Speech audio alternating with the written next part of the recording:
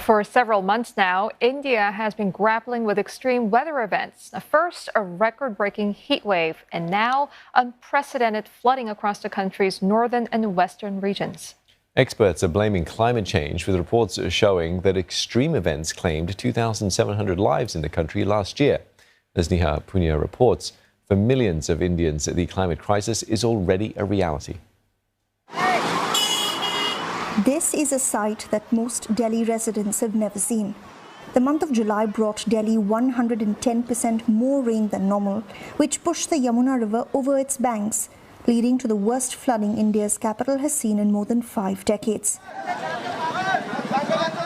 25,000 people were evacuated from low-lying areas, parts of the city mostly inhabited by the urban poor. The floodwaters entirely consumed what used to be a thriving urban slum here, home to more than 5,000 people. Vidya Devi lived in a shanty in that slum. ये मेरी बच्ची रोने लगी, पोती है हमारी, ये रोने लगी, बाहर चलो। हाँ, पानी तो देखते ही हमें तो पानी को देखने ही में डर लगता है, तो मैं तो सोची मैं तो निकल जाए कैसे, तो मैं तो निकल आई। फिर बाकी बाद में पानी को कई लोग तो उसमें बह के ही चले गए हैं। With nowhere to go, most like Vidya have sought refuge in these hastily assembled makeshift shelters along one of Delhi's busiest roads.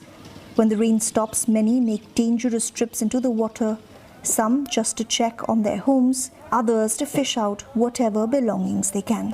हाँ, मैं अभी देख के आई, पूरी डूब गई। झोपड़ी मेरी जो है सारी चली गई अंदर। तो लगता ही है सब है कि चिड़िया भी अपना घोंसला साज नहीं छोड़ते। Through this makeshift shelter, there's one universal complaint, that they weren't warned about the severity of the floods in time. Dr. Aditya Bahadur is a climate policy expert who has worked with governments across the world. He says while Delhi does have an early warning system, it can be more accurate.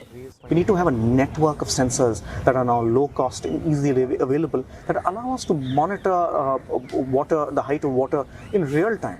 Studies have shown that India is among those countries most impacted by climate change. Before the floods this year, there was a record-breaking heat wave.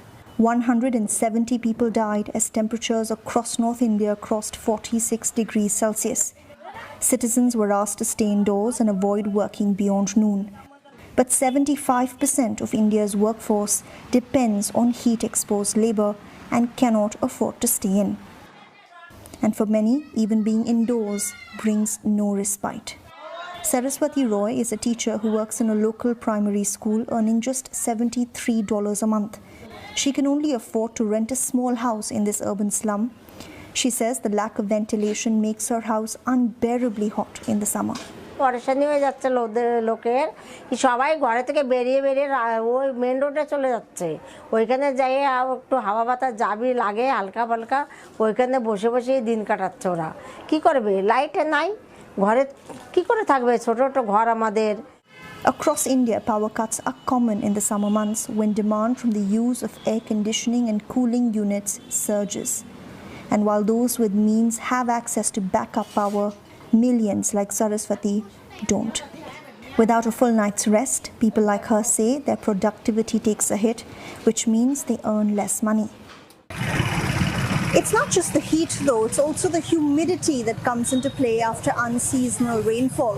Too much moisture in the air makes it harder for your body to sweat and then to cool down, and that's when exertion can be fatal, leading to heart attacks and strokes. The only long-term solution, experts say, is to make urban planning more inclusive. Unless we're really engaging with poor and vulnerable parts of a city that are really on the front lines of risk against climate change, we're not going to make much headway. These plans need to be informed with the lived reality of these people. For now, some of Delhi's poorest residents are starting to think living in the city isn't for them, not when they stand to lose so much. Neha Punya, CNA, New Delhi.